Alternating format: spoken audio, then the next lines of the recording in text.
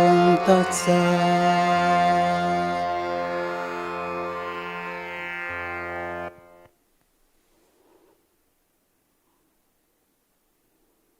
It's all twinkle, beautiful Ashoka.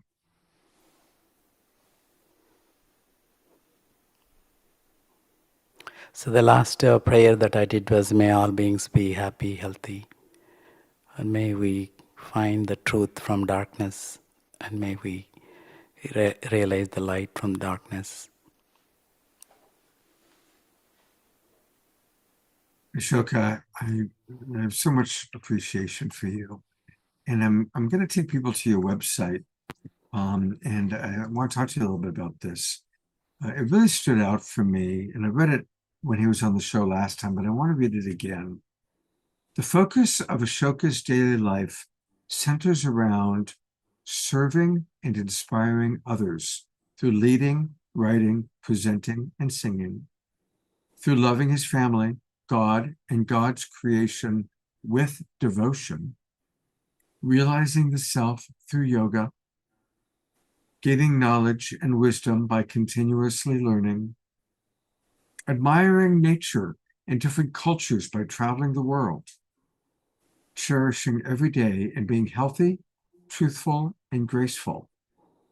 Ashoka's motto: live, love, laugh, learn, lead, and leave a legacy. And there's just such a simple beauty to your wisdom, Ashoka, the way that you express it there. Oh, by the way, his website is swankirtan.com. Swan, like the beautiful creature that we see on the pond, and kirtan, swankirtan.com. And that's where you can learn more about his upcoming events.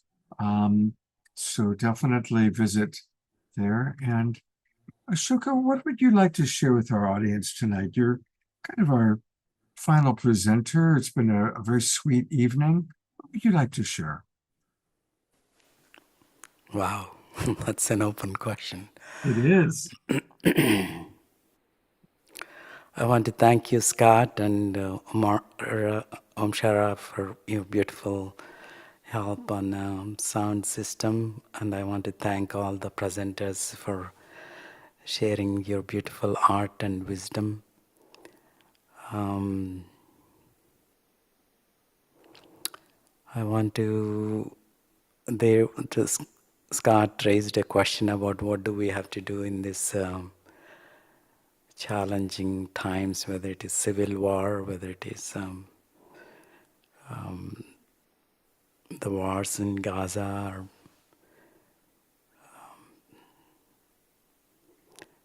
like what Shelley and Nikita suggested, and others also have suggested, through the work that you're doing, Scott, bringing all the people together and inspiring each other and sharing the wisdom and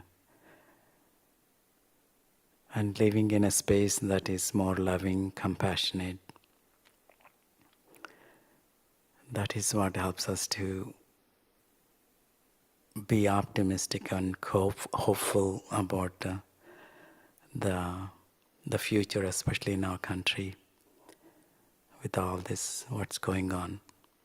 I'm more optimistic and hopeful for the future than I was last year. Good. That's good. I want to read some of the comments that have come in. Pam writes, Ashoka, your music was such a beautiful way to wrap up this evening. Grace writes, deepening and uplifting. Nikita writes, thank you so much, Ashoka. Such a gift to my heart and spirit tonight. Thank you for your love and divine devotion. Susan Blomquist writes, gratitude. Carol writes, deep gratitude. Ayada writes, Ashoka, that was exquisite. Thank you so much. Denise writes, beautiful, Ashoka. Thank you. Dr. Laura writes, Om. Thank you, Ashoka. And then I'm going to bring everybody back up one last time. Here's Vineet and Ragio. Here's Shelley. Here's Billy. Here's Nikita. Where's Omashar hiding? There's Omashar. And is I going to bring Billy up? I thought I had already. There's Billy. So here are our wonderful guests tonight, and so grateful for all of your contributions as we sat around the Global Peace Tribe fire and shared this evening. Thank you again, Ragio and Vineet. And just really do hope that some of our Global Peace Tribers will be able to make it to this really fun day that it's going to be. And, you know, it's a good time to be in Asheville because the following weekend is the Leaf Festival. And the Leaf Festival is like... Oh, it's 2 weeks later. 2 weeks later. 2 weeks later. Whoops. That's right. Come for 2 weeks. Come for 2 weeks. All We right, can there you never go. get enough of Asheville. But, you know, while we're talking about that, there is space. You have a retreat center, and so people can book rooms at your retreat center, correct? Yep. First come, first served. Yep. All right. So it's going to be important. So Yeah. thank you, everybody, so much. Now, don't go away because I've got some important Global Peace Tribe announcements, but I wanted to just bring everybody up one last time. Thank So you. It's been a gift. Thank you. Yeah, So absolutely. much love. Thank you. All right, I do have some announcements, and then we're going to close with an Omashore song. This Wednesday night's show is going to be very, very special. We are going to be collaborating with our good friend, Reverend Jeffrey, who was here up until recently, tonight. There he is. All right, Jeffrey, I'm going to bring you on board. You are still here. Good. So Jeffrey, as most of our regulars know, has been very involved with the International Space Federation for quite a while, and he has arranged for many of his colleagues to come on and be with us. And so our next Awakening World show, Wednesday night, is going to be a really special one. And Jeffrey, anything you want to share about your friends and your colleagues who are going to be joining us on Wednesday night? Well, it's going to be amazing. These are amazing people, and they have deeply embedded the understanding of the unification of the reality of Source, and each of them individually expressing it in such unique ways. So you get to see really what it's like to be part of the members that are deeply involved with the International Space Federation, and what it means to each of us, and what kind of work different people are doing to unite and practice not only the understanding of Source at the most deepest level and the actual nature of that Source with their spiritual path and what they're doing to express that. It's going to be exciting. These folks are amazing, and I'm excited to have everybody here. You're gonna love this group, and we're gonna have a lot of fun. And of course, a lot of it is our devotion to the amazing scientist Nassim Harimi, who, of course, is back in the United States right now. When we're doing this, he'll be in Burning Man with some of his team. That's why he wasn't able to join us. But of course, he'll be in LA on the 14th of September, sharing that immense wisdom that he has captured in the nature of reality, which we really need to understand deeply for our own personal evolution and the evolution of our planet and humanity. Fantastic. Well, thank you. I'm really excited about it. So that's going to be this Wednesday night show. And speaking of Global Peace Tribe shows, who was here for the Thursday night fundraiser event that we did for Piper Dellums? I see people waving their hands. I got to say, honestly, you know, I've done over 600 Global Peace Tribe shows, and Thursday nights was absolutely one of my top 10, one of my favorite. It was an amazing show, and I'll be sending out the replay to have all of our Zoom roomers. I'm going to put the replay into the chat box in a moment, but I also really want to encourage people to donate, because it is all about donating for Piper Dellums. And what's really wonderful is we have an anonymous donor who's matching us dollar for dollar. We started at about $4,000, so we've raised over $5,000 since Thursday morning. And this anonymous donor is going to match it. So we will hit the $15,000 goal, but we still would love for some of you to donate. And I just want to acknowledge so many of our global peace drivers. I mean, you got to recognize so many of the names there. So many people that are in the Zoom room right now, like George and Morgine. So thank you so much, everybody. Roger's with us right now. So it's just really grateful to all of you for your incredible generosity to support Piper. And it's a time that she really does need this support. Thank you, Omashar. And thank you, everybody who has donated. So I'm going to put that information in the chat box, both the link where you can watch the recording of the show. And the show was amazing. Music with Kristen Hoffman, Gary Malkin, Omashar, dance with Casey Chai, and Summer, poetry. It was, and Piper crying through it all. It was really, really, really, really special. So definitely, please do watch the recording and please donate. I have a little bit more, just time for a prayer. Many of you know our good friend Sean Jay, the magician. Sean is one of our favorite magicians. We haven't had him on the show for a while because this summer he was traveling all over the country, performing at fairs and festivals, and he kind of overdid it and ended up in the hospital. His mother sent me this photo and asked us to put Sean into our prayers. So he's in a hospital in Iowa right now. So maximum grace for Sean Jay. Maximum grace for Sean. We love you, Sean, and we are holding the vision of when you're going to be back on the show, letting us know that you're at 100% radiant health. Maximum grace for our beloved friend, Sean Jay. Thank you, everybody.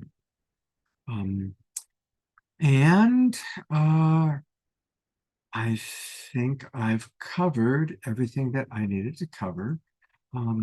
So I'm going to turn it over to Vineet. Are there any final words that you'd like to share? Gosh, that I feel very inspired from the show, Scott. I mean, I've loved how everybody wove this. It's more than a concept. Interbeing, it's an experience. It's an intention. It's a consciousness that we are part of one another. We're part of the living, breathing spirit that's everywhere, as Billy beautifully, God is in everything. It's in us, and we're connected that way.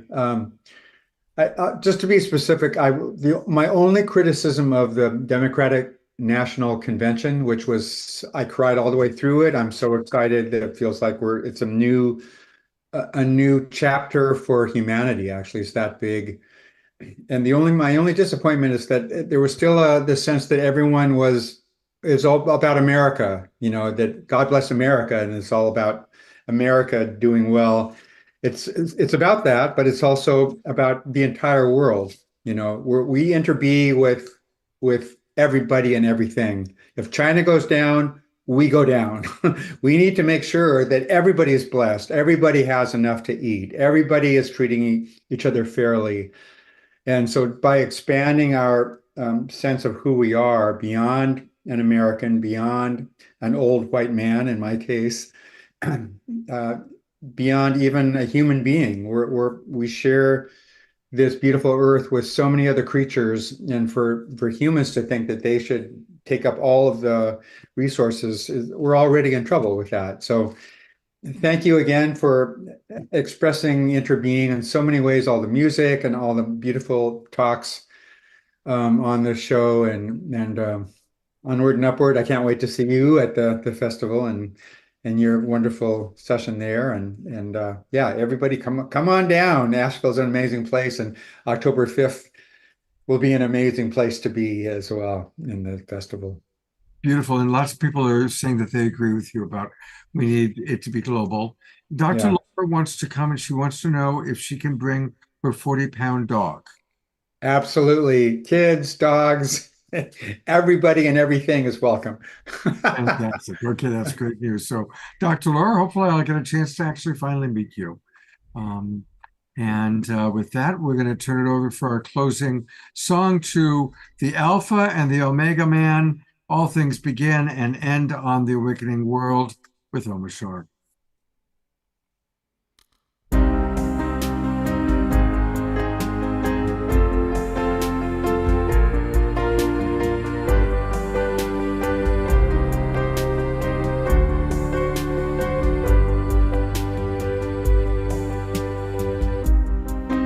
The quieter you become, the more you can hear in the silence, in the stillness. I am here. Through the wisdom of your tears, through your heartbreaks, through your breakthroughs, through the shedding of your fear. I am with you and guiding your way. Know that I am cheering you on. Truth lives within you and love leads us through. I love you.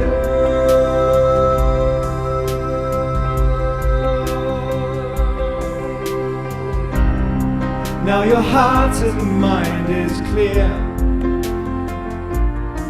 and you know that love is with you, love supports you, love is here. And you feel that you belong,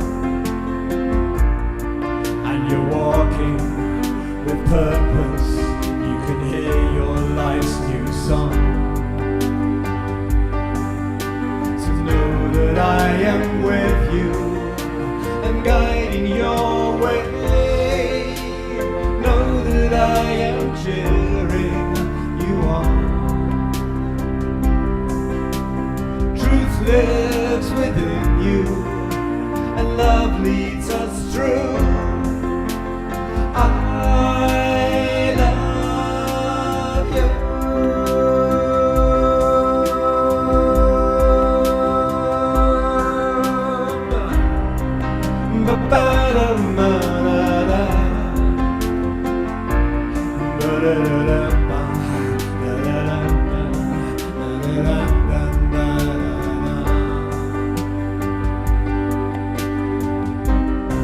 Through the wisdom of your tears, through your heartbreaks, through your breakthroughs, through the shedding of your fears, and know that I am with you and guiding your way. Know that I am cheering you on. Truth lives within you and love leads us through. I love you. I love you. I